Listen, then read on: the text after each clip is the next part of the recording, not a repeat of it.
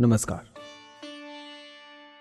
आज जो मैं कहानी आपको सुनाने जा रहा हूं उस कहानी का नाम है सदगति। सदगति मुंशी प्रेमचंद की बहुचर्चित कहानी है। सत्यजीत रे जो कि हमारी फिल्म इंडस्ट्री के बहुत बड़े डायरेक्टर हैं, उन्होंने इस पर एक फिल्म भी बनाई थी। फिल्म में जो कलाकार थे वो स्मिता पाटिल, ओमपुरी, मोहन आगाशे, गीता सिद्धार्थ। तो आज मैं आप लोगों को वही कहानी सुनाने जा रहा हूं। तो आइए शुरू करते हैं। सदगति। दुखी चमार द्वार पर झाड़ू लगा रहा था और उसकी पत्नी झुरिया घर को गोबर से लीप रही थी। दोनों अपने अपने काम से फुर्सत पा चुके तो चमारी ने कहा, तो जाके पंडित बाबा से कह आओ ना, ऐसा ना हो कि कहीं चले जाएं। दुखी ने कहा, हाँ जाता हूं, लेकिन ये तो सोच बैठेंगे किस चीज पर। झुरिया ने कहा, कहीं से खटिया न मिल जाएगी, ठकुराने से मांग लाना। दुखी ने कहा, तू तो कभी कभी ऐसी बात कह देती है कि देह जल जाती है। अरे ठकुराने वाले मुझे खटिया देंगे क्या? आज तक तो घर से निकलती नहीं उनके, खटिया देंगे। कह थाने में जाकर एक लोटा पानी मांगू तो न मिले, भला खटिया कौन देगा? हमारे उपले सेठे भूसा लकड़ी थोड़ी है कि जो चाहे उठा ले जाएं। ला अपनी खटोली धोकर रख दे, गर्मी के दिन तो है ही, उनके आते आते सूख जाएगी। झुरिया, वे हमारी खटोली पर बैठेंगे नहीं, देखते नहीं कितने नेम धर्म से रहते हैं। दुखी ने जरा चिंतित होकर कहा, हां ये बात तो है। एक काम करता हूं, महुए के पत्ते तोड़कर एक पत्तल बना लेता हूं, तब तो ठीक रहेगा। पत्तल में तो बड़े बड़े आदमी खाते हैं, वो तो पवित्र है। चल ला डंडा ला, पत्ते तोड़कर लाता हूं। झुरिया ने कहा, पत्तल मैं बना लूंगी, तुम जाओ, लेकिन हां उन्हें सीधा भी तो देना होगा, अपनी थाली में रख दूं? दुखी ने कहा, कहीं ऐसा गजब ना कर देना, नहीं तो सीधा भी जाए और थाली भी फूटे। बाबा थाली उठाकर पटक देंगे, उनको बड़ी जल्दी क्रोध चढ़ जाता है। क्रोध में पंडिताइन तक को तो छोड़ते नहीं है, लड़के को ऐसा पीटा कि आज तक टूटा हाथ लिए घूमता है। पत्तल में सीधा भी देना है, चल मुदा तू छूना मत। झूरी ने कहा, गोंड की लड़की को लेकर साह के दुकान से सब कुछ चीजें ले आना है, सीधा भरपूर हो, सिर भर आटा, आध सेर चावल, पाव भर दाल, आधा पाव घी, नून, हल्दी। पत्तल में एक किनारे 4 आने पैसे रख देना। गोंड की लड़की न मिले तो भुर्जिन के हाथ पैर जोड़ लेना, तू कुछ मत छूना, नहीं तो गजब हो जाएगा। इन बातों की ताकीद करके दुखी ने लकड़ी उठाई और घास का एक बड़ा सा गट्ठा लेकर पंडित जी से मिलने चला। खाली हाथ बाबा जी के सेवा में कैसे जाता? नजराने के लिए उसके पास घास के सिवा और क्या था? उसे खाली देखकर तो बाबा दूर से ही दुत्कारते। पंडित घासीराम ईश्वर के परम भक्त थे। नींद खुलते ही ईशोपासन में लग जाते, मुंह हाथ धोते 8 बजते, तब असली पूजा शुरू होती, जिसका पहला भाग भंग की तैयारी। उसके बाद आधे घंटे तक चंदन रगड़ते, फिर आईने के सामने एक तिनके से माथे पर तिलक लगाते। चंदन की 2 रेखाओं के बीच में लाल रोरी की बिंदी होती। फिर छाती पर, बाहों पर चंदन की गोल गोल मुद्रिकाएं बनाते। फिर ठाकुर जी की मूर्ति निकालकर उसे नहलाते, चंदन लगाते, फूल चढ़ाते, आरती करते, घंटी बजाते। 10 बजते बजते वो पूजन से उठते और भंग छान कर बाहर आते। तब तक 2-4 जजमान द्वार पर आ जाते। ईशोपासन का तत्काल फल मिल जाता। वहीं उनकी खेती थी। आज वो पूजन गृह से निकले तो देखा दुखी चमार घास का एक गट्ठा लिए बैठा है। दुखी उन्हें देखते ही उठ खड़ा हुआ और उन्हें साष्टांग दंडवत करके हाथ बांधकर खड़ा हो गया। ये तेजस्वी मूर्ति देखकर उसका हृदय श्रद्धा से परिपूर्ण हो गया। कितनी दिव्य मूर्ति थी! छोटा सा गोल मोटोल आदमी, चिकना सिर, फूले गाल, ब्रह्म तेज से प्रदीप्त आंखें, रोरी और चंदन देवताओं की प्रतिभा प्रदान कर रही थी। दुखी को देखकर श्रीमुख से बोले, आज कैसे चला रे दुखिया? दुखी ने कहा, बिटिया की सगाई कर रहा हूं महाराज, कुछ साइत सगुन विचारना है, कब मर्जी होगी? घासी ने कहा, आज मुझे छुट्टी नहीं है, सांझ तक आऊंगा।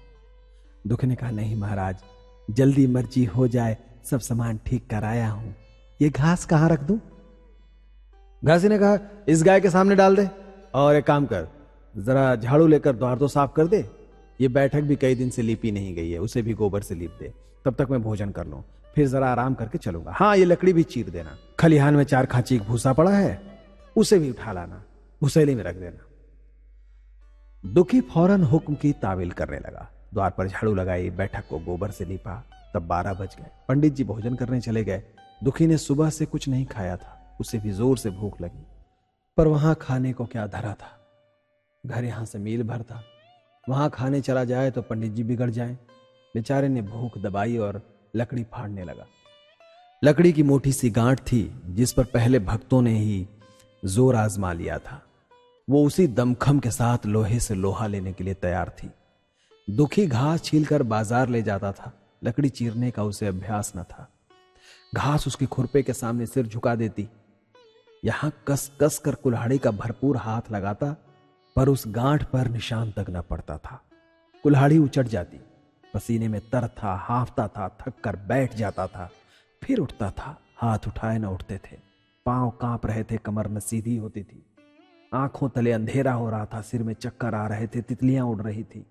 फिर भी अपना काम किए जाता था। अगर एक चिलम तंबाकू पीने को मिल जाती तो शायद कुछ ताकत आती। उसने सोचा, यहां चिलम और तंबाकू कहां मिलेगी? ब्राह्मणों का पूरा है। ब्राह्मण लोग हम नीच जातों की तरह तंबाकू थोड़े ही पीते हैं। सहसा उसे याद आया कि गांव में एक गोंड भी रहता है, उसके यहां जरूर चिलम तंबाकू होगी। तुरंत उसके घर दौड़ा। खैर, मेहनत सफल हुई। उसने तंबाकू भी दी और चिलम भी दी, पर आग वहां न थी। दुखी ने कहा, आग की चिंता न करो भाई, मैं जाता हूं, पंडित जी के घर से आग मांग लूंगा। वहां तो अभी रसोई बन रही थी। ये कहता हुआ वो दोनों चीजें लेकर आया और पंडित जी के घर में बरौठे के द्वार पर खड़ा हो गया। मालिक रच के आग मिल जाए तो चीलम पी लेते थे। पंडित जी भोजन कर रहे थे। पंडिताई ने पूछा, ये कौन आदमी आग मांग रहा है? पंडित ने कहा, अरे वही ससुरा दुखिया चमार है। कहा है थोड़ी सी लकड़ी चीर दे, आग है तो दे दो ना। पंडिताइन ने भाव में चढ़ाकर कहा, तुम्हें तो जैसे पोथी पत्रों के फेर में धर्म कर्म किसी बात की सुधी ही नहीं रहती। चमार हो, धोबी हो, पासी हो, मुंह उठाए घर में चला आए। हिंदू का घर ना हुआ कोई सराय हो गया। कह दो डढ़ीजार से चला जा, नहीं तो इस लुहाटे से मुंह झुलस दूंगी, उसका आग मांगने आया है बड़ा। पंडित जी ने उसे समझाकर कहा, भीतर आ गया तो क्या हुआ, तुम्हारी कोई चीज तो नहीं छुई, धरती पवित्र है, जरा सी आग दे दो, हैं? काम तो हमारा ही कर रहा है ना। कोई लोनिया यही लकड़ी फाड़ता तो कम से कम 4 आने देना पड़ता। पंडिताइन ने गरज कर कहा, वो घर में क्यों आया?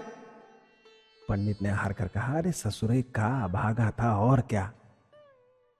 पंडिताइन ने कहा, अच्छा इस वक्त तो आग दिए देती हूं, लेकिन फिर तो इस तरह आया घर में तो तेरे मुंह जला दूंगी। दुखी के कानों में इन बातों की भनक पड़ रही थी। पछता रहा था, नाहक आ गया। सच तो कहती है, पंडित के घर में चमार कैसे चला जाए? बड़े पवित्र होते हैं ये लोग, तभी तो संसार पूजता है, तभी तो इतना मान है।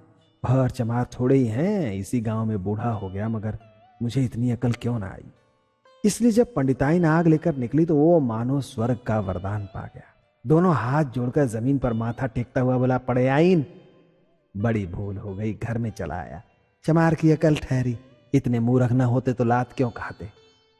पंडिताइन चिमटे से पकड़कर आग लाई थी, 5 हाथ की दूरी से घूंघट की आड़ से दुखी की तरफ फेंक दी।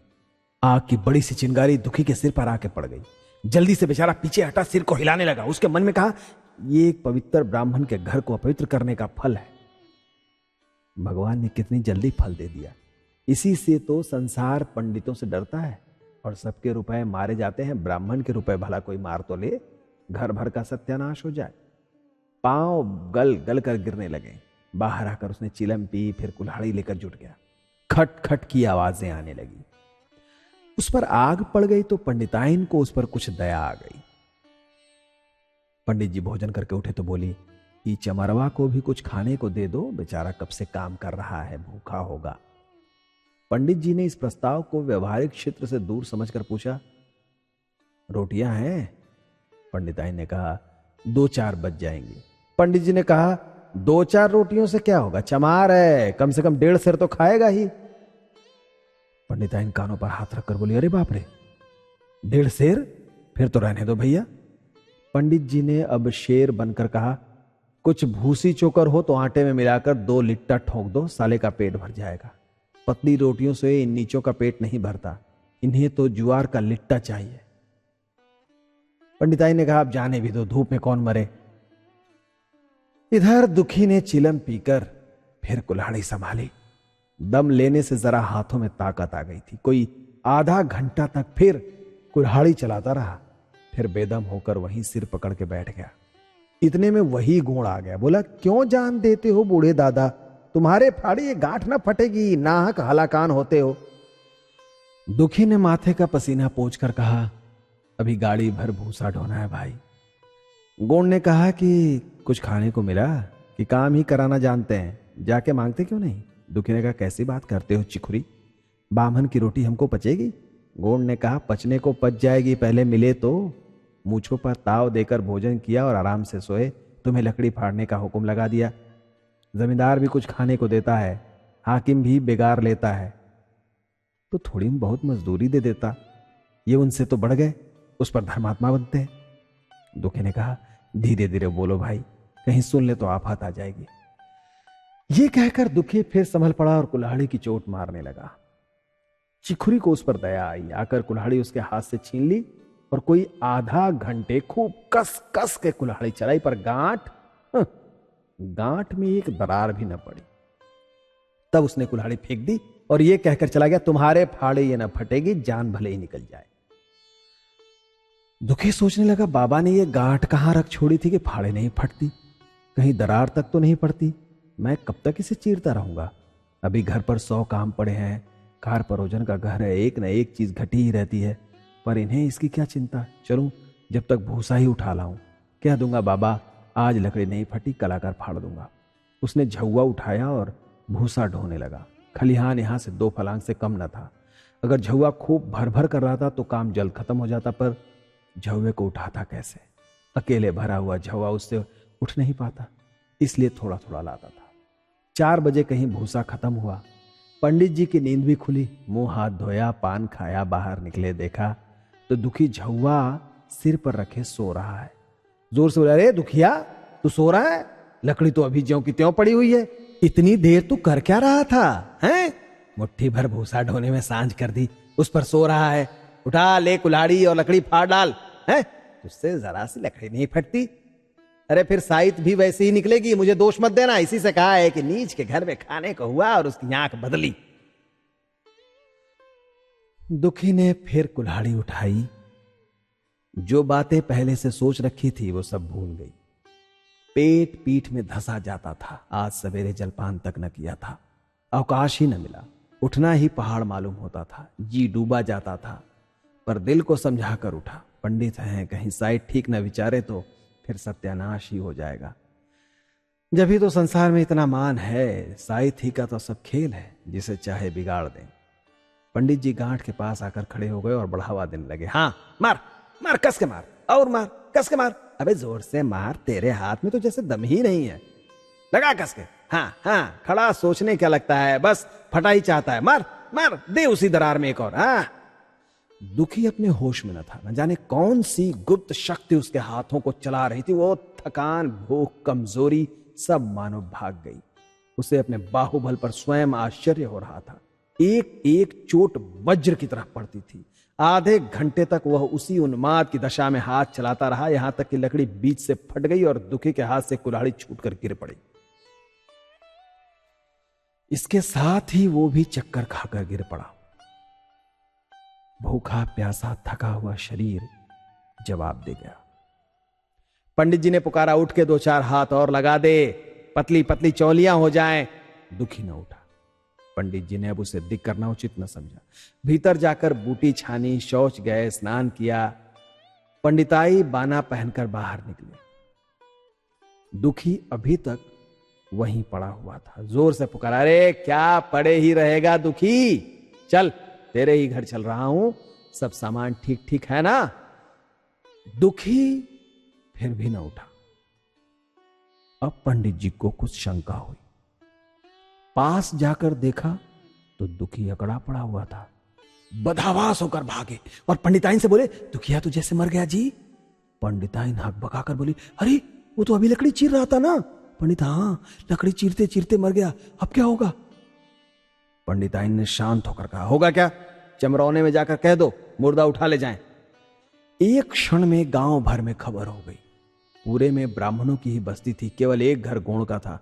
लोगों ने इधर का रास्ता छोड़ दिया, कुएं का रास्ता उधर से ही था। पानी कैसे भरा जाए? चमार की लाश के पास से होकर पानी भरने कौन जाए? एक बुढ़िया ने पंडित से कहा, अब मुर्दा फेंकवाते क्यों नहीं जी, कोई गांव में पानी पिएगा या नहीं? इधर गूंड ने चमरौने में जाकर सबसे कह दिया, खबरदार, मुर्दा उठाने मत जाना, अभी पुलिस की तहकीकात होगी। दल लगी है, एक गरीब की जान ले ली है। पंडित होंगे तो अपने घर के होंगे, लाश उठाओगे तो तुम भी पकड़े जाओगे। इसके बाद ही पंडित जी पहुंचे, पर चमरौने का कोई आदमी लाश उठा लाने को तैयार न हुआ। हाँ, दुखी की स्त्री और कन्या दोनों हाय हाय करती वहां चली और पंडित जी के द्वार पर आकर सिर पीट पीट कर रोने लगी। उनके साथ 10-5 और चमारिनें थी, कोई रोती थी, कोई समझाती थी, पर चमार एक भी न था। पंडित ने चमारों को बहुत धमकाया, समझाया, मिन्नत की, पर चमारों के दिल पर पुलिस का रौब छाया हुआ था, एक भी न मिनका। आखिर निराश होकर लौट आए। आधी रात तक रोना पीटना चलता रहा। देवताओं का सोना मुश्किल हो गया, पर लाश उठाने कोई चमार ना आया। और ब्राह्मण चमार की लाश कैसे उठाते? भला ऐसा किसी शास्त्र पुराण में लिखा है? कहीं कोई दिखा दे।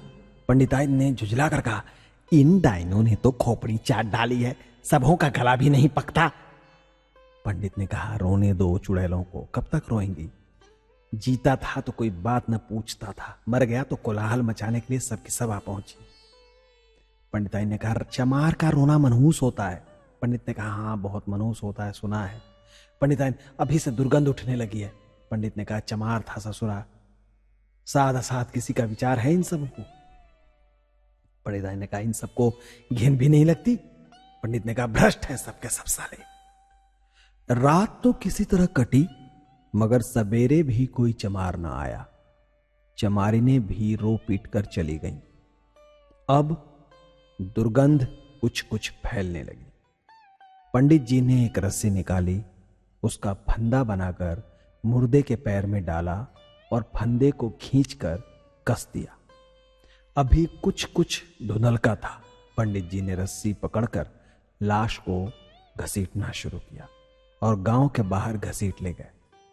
वहां से आकर तुरंत स्नान किया, दुर्गा पाठ पढ़ा और घर में गंगा जल छिड़का। उधर दुखी की लाश को खेत में गीदड़ और गिद्ध, कुत्ते और कौवे नोच रहे थे। यही जीवन पर्यंत की भक्ति, सेवा और निष्ठा का पुरस्कार था।